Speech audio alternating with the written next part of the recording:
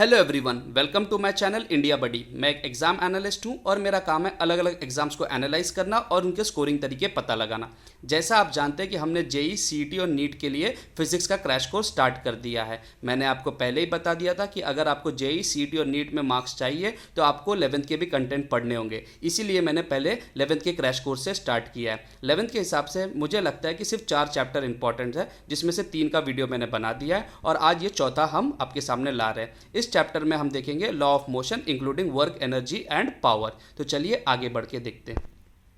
जो टॉपिक हम इस वीडियो में देखेंगे वो होगा what is force and inertia, difference between momentum and impulse, Newton's first law, second law, third law, difference between centripetal and centrifugal force, work, energy, power, conservation of momentum, elastic collision and inelastic collision. चलिए आगे बढ़ते हैं।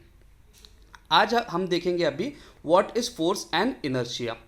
सबसे पहली चीज़, force क्या होता है। Force एक सिंपल सी चीज़ होती है जो किसी भी मास को एक वेलोसिटी दे देती है। अगर वो चीज़ रुकी हुई है तो उसे एक वेलोसिटी दे दिया जाता है, और अगर वो चीज़ मोशन में है तो उसकी वेलोसिटी बढ़ा दी जाती है या कम कर दी जाती है। यानी सिंपल सी चीज़ है, मास को एक एक्सेलरेशन मिलता है। इसलिए जो फोर्स का फॉर्मूला बनता है वो मास इंटू एक्सेलरेशन होता है। फोर्स एक वेक्टर क्वांटिटी है और उसकी एसआई यूनिट न्यूटन होता है। आपको मैं बता दूं कि जो फोर्स का फॉर्मूला है और जो डेफिनेशन आता है वो न्यूटन के सेकेंड लॉ से आता है। इनर्शिया के बारे में हम जानते हैं। Inertia basically is the resistance to any physical object to change in its velocity. यानी सिंपल सी चीज़ है, किसी भी ऑब्जेक्ट की वेलोसिटी चेंज ना हो, इसलिए वो इनर्शिया होती है। यानी एक सिंपल सी चीज़ है, अगर मैं भाग रहा हूँ और मैं 10 मीटर की स्पीड से भाग रहा हूँ, मेरी वेलोसिटी अगर 10 मीटर ही मेंटेन्ड है तो मेरे बॉडी को एक इनर्शिया है। यानी सिंपल सी चीज़ है, मेरी वेलोसिटी कम नहीं होनी चाहिए। अगर मैं रेस्ट पे हूँ तो मुझको रेस्ट पे ही रहना है, और अगर मैं मोशन में हूँ तो मेरा मोशन में होना चाहिए विदाउट चेंज इन वेलोसिटी। यानी सिंपल सी चीज़ है, आप जिस पोजीशन पे हो या जिस स्टेट पे हो उसी स्टेट पे मेंटेन रहो। उसके बारे में जो डेफिनेशन आता है वो इनर्शिया का आता है। मैं आपको बता दूं, इनर्शिया का जो डेफिनेशन आता है वो न्यूटन के फर्स्ट लॉ से आता है। Difference between momentum and impulse, चलिए जानते हैं। Momentum is the product of mass of a particle and it's velocity. यानी सिंपल सी चीज़ है, किसी भी चीज़ का मास और एक वेलोसिटी, जिस वेलोसिटी से वो जा रहा है, उनको अगर आप मल्टीप्लाई कर देते हो आपको मोमेंटम मिल जाता है। Momentum is a vector quantity. Momentum को हम रिप्रेजेंट करते हैं पी से स्टैंडर्ड कंडीशंस में, और उसका जो फॉर्मूला बनेगा वो होगा मास इंटू वेलोसिटी। ऐसा यूनिट जो उसका आएगा वो केजी मीटर पर सेकेंड। जबकि जो इम्पल्स होता है it is a product of force and time. यानी सिंपल सी चीज़ है, आप कितने वक्त के लिए एक फोर्स अप्लाई कर रहे हो, वो उसका जो प्रोडक्ट होगा वो आपको इम्पल्स देगा। इम्पल्स भी एक वेक्टर क्वांटिटी है। हम इसको स्टैंडर्ड रूप में जे से रिप्रेजेंट करते हैं, और उसका फॉर्मूला जो आएगा वो J is equal to force into time. ऐसा यूनिट उसका न्यूटन सेकेंड होता है। जैसे आपको एग्जांपल में मैं आपको दिखा दूं, एक आदमी एक पत्थर को धक्का मार रहा है, यहाँ पे वो एक फोर्स अप्लाई कर रहा है, और मान लीजिए वो 10 मिनट तक उस फोर्स को अप्लाई करता है। तो यहाँ पे हुआ क्या, इम्पल्स अगर हमें देखना होगा तो वो फोर्स और वो 10 मिनट से हमको मल्टीप्लाई करना होगा। जबकि अगर हमें इस रॉक का मोमेंटम चाहिए तो मास ऑफ जो रॉक है वो और कितने वेलोसिटी से वो बढ़ रहा है, उन दोनों को मल्टीप्लाई करेंगे तो हमें मोमेंटम मिल जाएगा। सीईटी में अक्सर एक क्वेश्चन आता है कि इम्पल्स या मोमेंटम का किसका डायमेंशन इक्वल होता है। तो आपको मैं बता दूं, इम्पल्स एंड मोमेंटम के दोनों के डायमेंशन सेम होते हैं। ये बहुत ज़्यादा इंपॉर्टेंट है अगर आप सीईटी दे रहे हैं। Newton's first law state that every object will remain at a rest और in a uniform motion in a straight line unless compiled to change its states by an action of external unbalance force. यहाँ पे एक most important चीज़ है, external unbalance force. Unbalance force का simple मतलब होता है कि अगर मैं खड़ा हूँ, मुझे कोई पीछे से 5 न्यूटन का फोर्स लगा रहा है और कोई आगे से 5 न्यूटन का फोर्स लगा रहा है। हो क्या रहा है, मेरे ऊपर दोनों साइड से फोर्स आ रहा है, लेकिन बेसिकली मैं मूव नहीं होगा क्योंकि दोनों फोर्स एक दूसरे को कैंसिल कर दे रहे हैं। लेकिन अगर कोई फोर्स ज़्यादा है किसी से तो उसको मैं बोलूँगा अनबैलेंस। तो आपको याद रखना है कि न्यूटन्स फर्स्ट लॉ में अनबैलेंस फोर्स है, ना कि सिर्फ बैलेंस फोर्स है। तो वो बता रहा है कि कोई भी बॉडी रेस्ट में रहेगा या रुका है तो वो रुका ही रहेगा जब तक उसके ऊपर आप फोर्स नहीं लगाओगे, और अगर वो मोशन में है तभी भी वो मोशन में रहेगा जब तक उसके ऊपर आप फोर्स नहीं लगाओगे। मैं आपको फिर से बता दूं, जो हम फोर्स की बात कर रहे हैं वो अनबैलेंस फोर्स की बात कर रहे हैं। बेसिकली न्यूटन फर्स्ट लॉ से ही हमें इनर्शिया का भी डेफिनेशन मिल जाता है। चलिए हम आगे बढ़ते हैं। जैसे आप देख सकते हैं यहाँ पे एक आदमी बाइक चला रहा है और अचानक एक दीवार आ गई। हुआ क्या, उस दीवार ने इसके ऊपर फोर्स लगा दिया और जो उसका स्टेट था वो चेंज हो गया। सो यही चीज़ न्यूटन्स फर्स्ट लॉ बताता है कि अगर कोई फोर्स नहीं आ रहा है, कोई ऑपोजिशन नहीं आ रहा है, तो उसका स्टेट मेंटेन रहेगा। न्यूटन सेकेंड लॉ बेसिकली हमको फोर्स का डेफिनेशन बताता है, जो हमें बताता है कि force is basically rate of change of momentum, यानी सिंपल सी चीज़ है, फोर्स जो होता है वो मोमेंटम अपॉन टाइम होता है। और अगर हम उसे स्मॉलर क्वांटिटीज़ में डिवाइड करेंगे तो हमको जो फॉर्मूला मिलेगा वो होगा force is equal to mass into acceleration.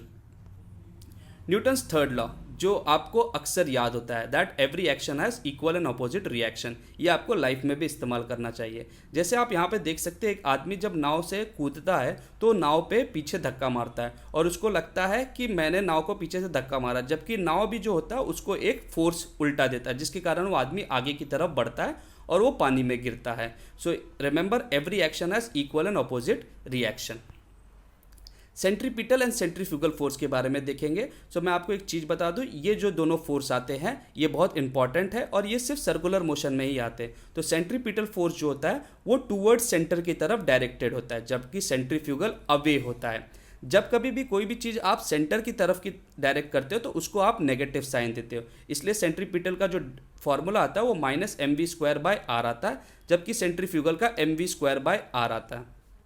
आपको मैं बता दूं कि दोनों के जो फॉर्मूला है अगर आप उनको साइन छोड़ दें, यानी सिंपल सी उनके स्केलर क्वांटिटी देखें तो दोनों के फॉर्मूला आपको सेम आएंगे, सिर्फ उनका डायरेक्शन के कारण उनके साइन में अलग आता है। सेंट्रीपिटल एक रियल फोर्स है, यानी सिंपल सी चीज़ है, उसकी ओरिजिन मालूम है कि फोर्स कहाँ से जनरेट हो रहा है, जबकि सेंट्रीफ्यूगल एक सूडो फोर्स बोला जाता है क्योंकि हमें ये नहीं मालूम पड़ता कि इसका सोर्स या इसकी ओरिजिन कहाँ से हो रही है। जैसे आपको एक गोल झूले पे बैठा दिया गया, आपको मालूम है मैं गोल क्यों घूम रहा हूँ, क्योंकि एक मोटर घुमा रहा है, लेकिन जब कभी भी आप गोल घूमते हैं आपको एक बाहर की तरफ एक खिंचाव आता है, वो आपको ये नहीं मालूम पड़ता कि कौन इस फोर्स को अप्लाई कर रहा है, कौन आपको खींच रहा है, लेकिन आपके ऊपर आपको डेफिनेटली मालूम पड़ता है कि एक फोर्स आपको लग रहा है जो आपको बाहर की तरफ खींच रहा है। तो इसीलिए उसको हम सूडो फोर्स बोलते हैं क्योंकि उसका ओरिजिन हमें नहीं मालूम। जैसे आप देख सकते हैं सेंट्रीपिटल फोर्स में एक कार घूम रही है तो सेंट्रीपिटल फोर्स जो रेड कलर एरो से दिखाया है वो टुवर्ड्स सेंटर होता है, जबकि वही चीज़ अगर हम सेंट्रीफ्यूगल का देखेंगे तो वो आउटवर्ड की तरफ आता है, that is away from centre, और ये रेडियस के लाइन में ही आता है। वर्क क्या होता है? Work is a product of force and displacement, यानी सिंपल सी चीज़ है, आपको किसी चीज़ के लिए आपने फोर्स लगाया और वो कितना डिस्प्लेस हुआ उसको आप वर्क में कैलकुलेट कर सकते हो। मैंने आपको कहा इस पेन को उठा के आप वहाँ पे रख दीजिए, आपने एक पेन उठाया और रख दिया, यानी क्या हुआ, आपने फोर्स लगाया एंड वहाँ पे डिस्प्लेसमेंट हो गया। लेकिन अगर मैं आपको बोलता हूँ एक अलमारी को धक्का मारिए, आपके साथ क्या होता है, जब आप अलमारी को धक्का मार रहे हो कंटिन्यूसली फोर्स लगा रहे हो लेकिन थोड़ा भी वहाँ पे डिस्प्लेसमेंट नहीं हुआ, 1 इंच भी अलमारी नहीं सरका, तो यहाँ पे होता क्या है कि आपका जो वर्क रहेगा वो जीरो रहेगा क्योंकि डिस्प्लेसमेंट जीरो है। तो इसलिए वर्क का जो फॉर्मूला बनता है वो फोर्स इंटू डिस्प्लेसमेंट होता है। वर्क का जो यूनिट है वो जूल है, और हमेशा याद रखिए कि वर्क हमेशा ना एनर्जी एक बॉडी से दूसरे बॉडी में आगे कर देता है। अगर मैं आपको दिन भर बोलूँ कि एक पत्थर को लीजिए और उसको दिन भर फेंकिए तो होगा क्या, शाम होते होते आप थक जाएंगे, आपकी बॉडी की एनर्जी खत्म हो जाएगी। बेसिकली जब आप पत्थर फेंकते हो तो आपकी बॉडी की कुछ एनर्जी उस पत्थर में आती है जिसके कारण वो वेलोसिटी मिलती है। सो हमेशा जब आप वर्क परफॉर्म करते हो तो एनर्जी लूज होती है एक बॉडी से, लेकिन दूसरे बॉडी में वो गेन भी होती है। वर्क के 2 प्रकार होते हैं, positive work and negative work. मैं आपको बता दूं पॉजिटिव वर्क का सिंपल मीनिंग होता है अगर आप जिस डायरेक्शन में फोर्स अप्लाई कर रहे हो उसी डायरेक्शन में डिस्प्लेसमेंट हो रहा है तो उसको हम पॉजिटिव वर्क बोलते हैं। जैसे आपने इस डब्बे को नीचे से ऊपर उठाया, आप फोर्स भी ऊपर की तरफ लगा रहे हो और वर्क का जो डब्बा है उसका भी डिस्प्लेसमेंट ऊपर की तरफ ही आ रहा है, तो ये क्या होगा, ये एक पॉजिटिव वर्क हुआ। जबकि नेगेटिव वर्क में क्या होता है, आप जिस डायरेक्शन में फोर्स लगा रहे हो उसके ऑपोजिट डायरेक्शन में डिस्प्लेसमेंट हो रहा है। जैसे यहाँ पे आपको डब्बा नीचे रखना है, आपको एक चीज़ दिमाग में आना चाहिए कि जब कभी भी आप डब्बे को नीचे रखते हो आप सीधा ऊपर से छोड़ते नहीं हो, आप डब्बे को उठा के रखते हो ताकि वो गिरे ना, यानी आप फोर्स तो ऊपर की तरफ लगा रहे हो लेकिन धीरे धीरे खुद बैठते जाते हो और नीचे की तरफ उसको रखते हो। तो यहाँ पे हो क्या रहा है, फोर्स ऊपर की तरफ है लेकिन डिस्प्लेसमेंट नीचे की तरफ, तो जो वर्क होगा वो नेगेटिव होगा, इसलिए इसको हम नेगेटिव वर्क बोलते हैं। एनर्जी की बात करते हैं। एनर्जी होता क्या है, अगर मैं आज बोलूँ कि मैं बहुत ज़्यादा एनर्जेटिक महसूस कर रहा हूँ तो इसका एक सिंपल सा मतलब है कि आज मैं बहुत ज़्यादा काम कर सकता हूँ। सो एनर्जी आपको क्या इंडिकेट करता है, the capacity for doing work. Energy किसी भी प्रकार में हो सकती है, kinetic energy, potential energy, thermal, electrical, बहुत फॉर्म में होती है। एक चीज़ आपको याद रखना है कि एक सिस्टम का जो होता है एनर्जी वो हमेशा कंजर्व्ड होता है, यानी total energy of system is same, वो energy neither be lost nor be created, ये आपको स्टेटमेंट हमेशा याद रखना है। आपके जो 11th और 12th में आपको जो देखना है या जेई सीईटी और नीट के हिसाब से आपको 2 एनर्जी याद रखनी चाहिए, काइनेटिक एनर्जी, पोटेंशियल एनर्जी, और जो उन दोनों का सम होता है वो टोटल एनर्जी। काइनेटिक एनर्जी का formula half mv² and potential energy का mgh होता है, जहाँ पे g acceleration due to gravity and h जो होता है वो हाइट होता है। नेक्स्ट हम बात करेंगे power.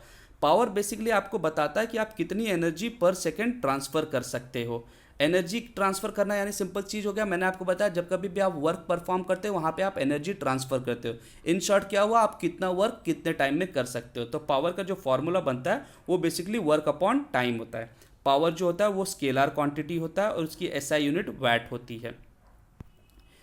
Most important cheese conservation of momentum. जब कभी भी कंजर्वेशन ऑफ मोमेंटम की बात आती है तो वहाँ पे कोलिजन आता है, टकराव आते हैं। तो एक चीज़ आपको हमेशा याद रखना, किसी भी टकराव में मोमेंटम कंजर्व होता है। यानी दो गाड़ी आपस में आके भिड़ रही है या दो चीज़ें तीन चीज़ें एक साथ आके भिड़ रहे हैं तो उनका जो टोटल मोमेंटम यानी momentum before collision and momentum after collision will always be same. जैसे यहाँ पे एग्जांपल में मैंने एक बॉडी ले लिया जिसका मास m1 एंड दूसरे का बॉडी का मास है m2। वो दोनों इनिशियल स्पीड में जा रहे थे u1 एंड u2। वो टकराव लेते हैं और उसके बाद उनकी वेलोसिटी बदल जाती है। तो जो बिफोर कोलिजन जो उनका मोमेंटम था वो m1 u1 plus m2 u2 था उस सिस्टम का। आफ्टर कोलिजन जो होगा वो m1 v1 m2 v2 होगा। लेकिन मोमेंटम कंजर्वेशन में यही एक इंपॉर्टेंट चीज़ है कि before collision and after collision का जो सिस्टम का मोमेंटम रहेगा वो सेम रहेगा। तो हमेशा याद रखिए कि हर कोलिजन में मोमेंटम कंजर्व्ड होता है। यह आपको बंदूक चलाने के बारे में, जैसे आप बंदूक चलाते हो और अचानक आपको महसूस होता है जब गोली आगे जाती है तो एक झटका पीछे आता है, क्योंकि क्या होता है, मोमेंटम कंजर्व होता है। नेक्स्ट हम देखेंगे इलास्टिक कोलिजन। आपको तो मैंने बता दिया कि हर एक कोलिजन में मोमेंटम तो कंजर्व होता है। तो जिस कोलिजन में मोमेंटम के साथ काइनेटिक एनर्जी भी कंजर्व्ड होती है सिस्टम की, यानी before kinetic energy is equal to after की काइनेटिक एनर्जी, उसको हम बोलते हैं इलास्टिक कोलिजन। और जिनमें काइनेटिक एनर्जी कंजर्व नहीं होती लेकिन याद रखिए उसमें मोमेंटम कंजर्व्ड होता है।